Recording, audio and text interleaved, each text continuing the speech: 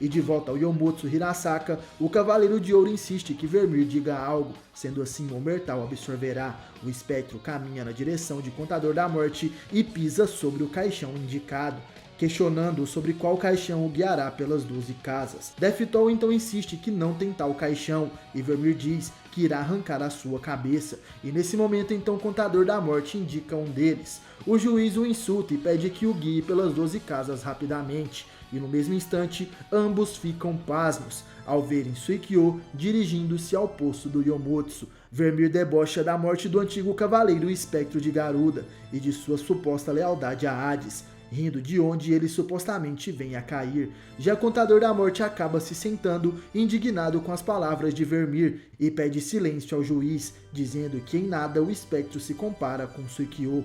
Em resposta, Vermir de Griffon diz que as palavras fortes de Contador da Morte o trará consequências gravíssimas, e que ele deve guiá-lo pelas 12 casas, caso contrário irá matá-lo. Neste momento, o Contador da Morte abre o Omertá do Silêncio, que antes era pisado pelo espectro, que tenta atacar o cavaleiro, mas é sugado pelo caixão. O Contador da Morte sorri e caminha lentamente quando ouve um som vindo de dentro do caixão de Vermir. É o contra-ataque do espectro. Deathtoll então é controlado pelos fios da marionete cósmica de Vermir de Griffon e se vê obrigado a abrir o Omertá. O espectro então resolve castigar o Cavaleiro de Ouro e dispara uma variação do seu ataque. Vermir começa então a entoar nomes de posições de balé, fazendo com que o corpo de Contador da Morte dance, se contorcendo em várias posições. O Cavaleiro de Câncer acaba perdendo a sua armadura e fica apenas com seu elmo. O espectro de Griffon pede então que ele o guie até Athena, mas Contador da Morte se recusa. Vermir resolve disparar o golpe final, o Giro da Morte. O elmo então de Contador da Morte cai. E enquanto isso, na casa de Libra, Shun chama Doku de mestre ancião e o convence que é um companheiro de Shiryu. Andrômeda está convencido de que as estrelas cadentes que ele viu anteriormente são de Yogi de Shiryu. Ele diz também que Athena se tornou um bebê, mas Doku diz que isso já não importa mais, pois ele não tem outra opção a não ser matá-la também, assim como era a vontade de Suikyo. O Cavaleiro de Libra então joga Shun para longe, mas Tenma entra no meio da sua luta e resolve então enfrentar Doku. E de volta à casa de Câncer, Contador da Morte está caído, com o corpo todo retorcido e sem os seus cabelos, já que a sua peruca caiu no chão e agora está próxima aos pés do espectro. Vermir zomba o canceriano, que pede que ele devolva a sua peruca, e o Cavaleiro de Ouro diz que os verdadeiros guerreiros têm que estar sempre bonitos, mesmo antes de morrer, e que uma pessoa como Vermir nunca irá entender isso. O espectro se irrita e resolve então torcer o corpo de Contador da Morte até 180 graus. Ele começa a torcê-lo e parando em 150 graus, mas de repente o dedo de Vermir é puxado para trás. E então Ikki de Fênix surge em mais uma entrada triunfal do Cavaleiro.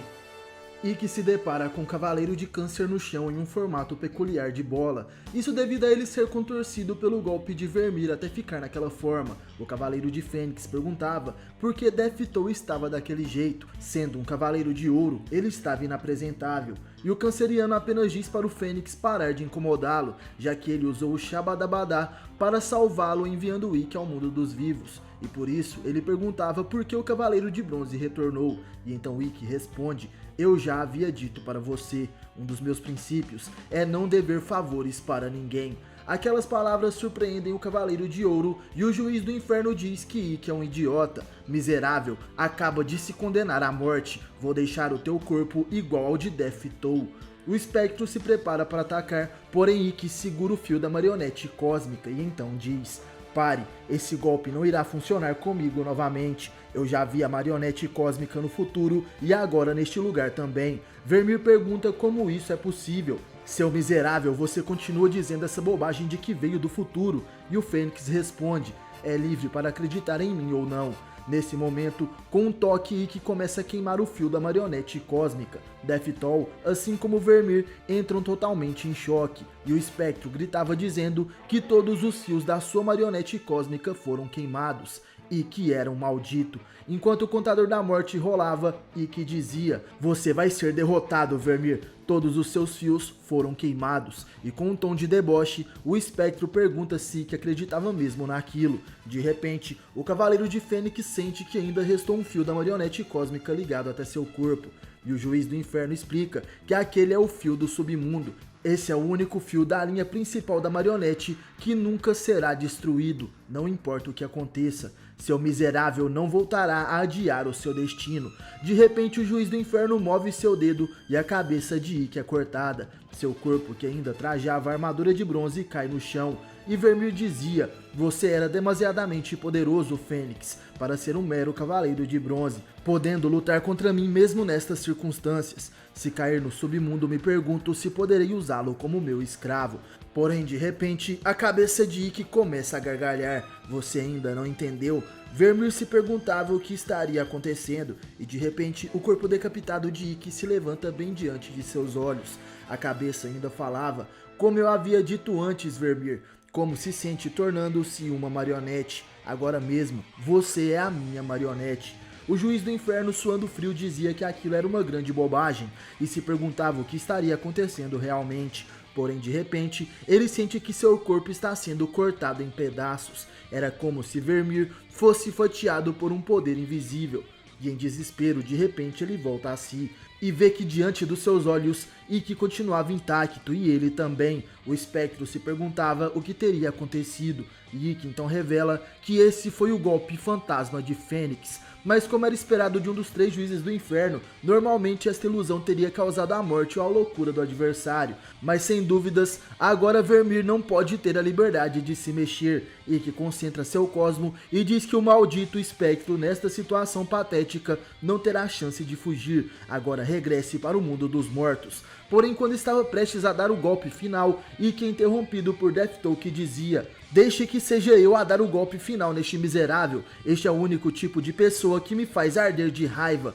Tome isso, a minha majestosa e imortal bomba de pêssego." O Cavaleiro de Câncer em forma de bola rola rapidamente até o encontro do paralisado Vermir, que é acertado em cheio por Deathtoll, sendo assim derrotado e jogado de volta ao submundo. O canceriano sorria e dizia que era isso que o espectro merecia. Essa técnica é bela demais para um idiota como ele. E então pergunta o que Ikki achou de tudo isso, sendo que o Cavaleiro de Fênix concorda e diz que sim, aquela era mesmo uma técnica realmente terrível.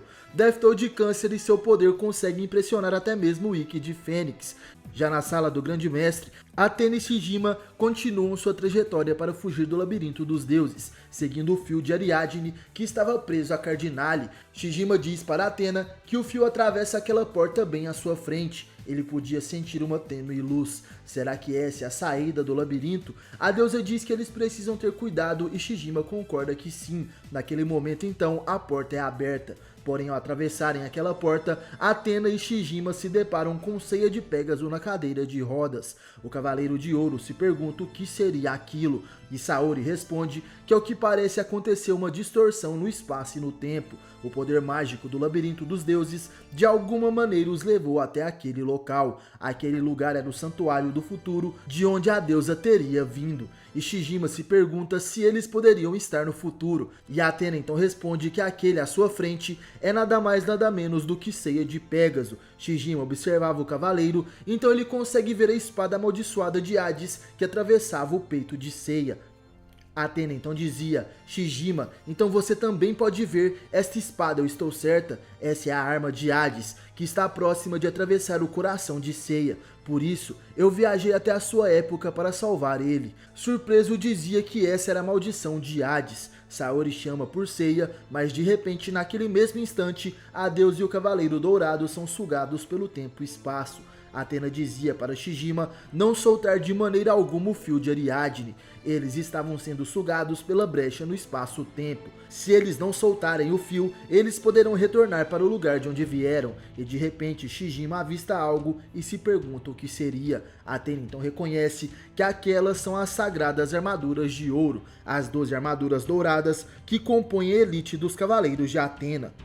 As almas dos Cavaleiros de Ouro do século XX atravessaram o espaço-tempo para proteger a deusa Athena. Naquele momento, conseguimos ver os 12 Cavaleiros de Ouro, Aiolos de Sagitário, Shura de Capricórnio, Milo de Escorpião, Doco de Libra, Camus de Aquário, Afrodite de Peixes, Shaka de Virgem, Mu de Áries, Aiolia de Leão, Aldebaran de Touro, Máscara da Morte de Câncer e Saga de Gêmeos. Com lágrimas nos olhos, a deusa agradece aos seus cavaleiros. Muito obrigada. Mesmo estando mortos, vocês me protegem. Shijima então entende que aquela é a futura geração dos Cavaleiros de Ouro.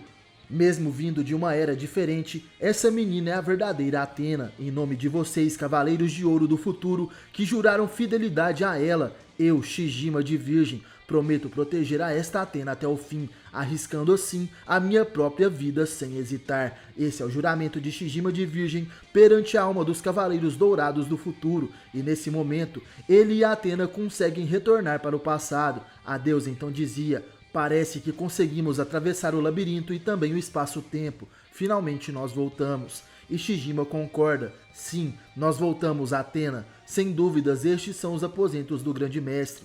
E o fio de Ariadne nos guiou até aqui.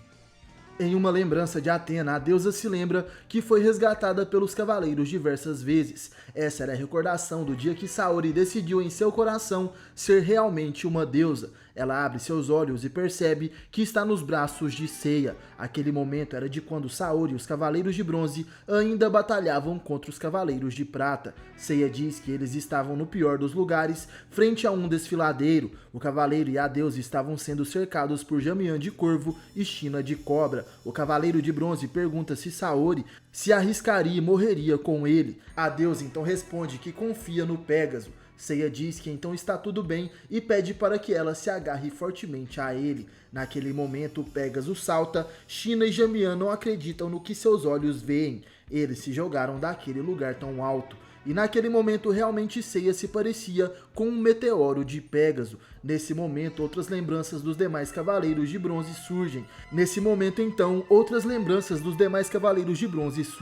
Shiryu, ao atacar com seu cólera do dragão, carrega o sentimento de estar preparado para morrer pelos seus amigos. Yoga de Cisne congela tudo com seu pó de diamante. Shun se defende com as correntes de Andrômeda, alegando que elas cruzarão o espaço-tempo. E Ikki, o Cavaleiro de Fênix, ataca com suas asas ardentes, o Ave Fênix. Saori, a deusa Athena, reflete que já foi salva pelos 5 Cavaleiros de Bronze diversas vezes, mas esta é agora a sua vez de ajudá-los. Shijima então se surpreende. Saori então pergunta o que seria e o cavaleiro responde que não era nada, mas por um instante a aparência de Athena teria deixado de ser uma menininha e havia se tornado uma jovem mulher. Saori então responde que eles devem se apressar. Esse é o impactante mito galáctico que mescla o presente com o passado, o Next Dimension.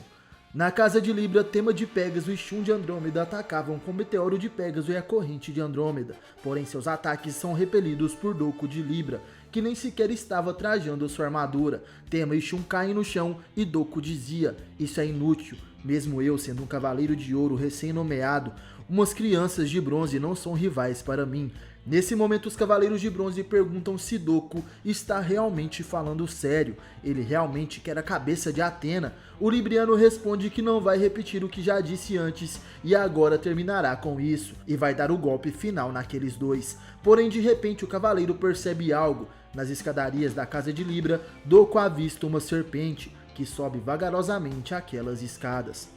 Ele se pergunta o que seria aquilo e a serpente que seguia em sua direção emana um cosmo horripilante. Doku então diz: ah, então você apareceu finalmente. Assim como eu esperava, as coisas ditas por Suikyo eram verdadeiras. Mas, naquele momento, Doku fecha seu punho. Ele ataca o chão à sua frente. Com raiva e ao mesmo tempo triste, Doku começa a chorar e se perguntava: o que eu devo fazer? Xion, você que é mais inteligente do que eu, já deve saber a resposta. Me diga, Xion, o que eu devo fazer? Aquele era o grito de desespero do Cavaleiro de Libra. E subindo as escadarias, rumo à Casa de Leão, avistamos Deftou que continuava em sua forma de bola. Ikki diz ao Cavaleiro de Ouro que eles já devem estar próximos da Casa de Leão. O Cavaleiro de Câncer concorda, dizendo que Ikki realmente deve ter vindo do futuro, por saber tanto sobre o santuário. Porém, Kaiser, extremamente severo, não vai deixar de maneira alguma o Cavaleiro de Fênix passar.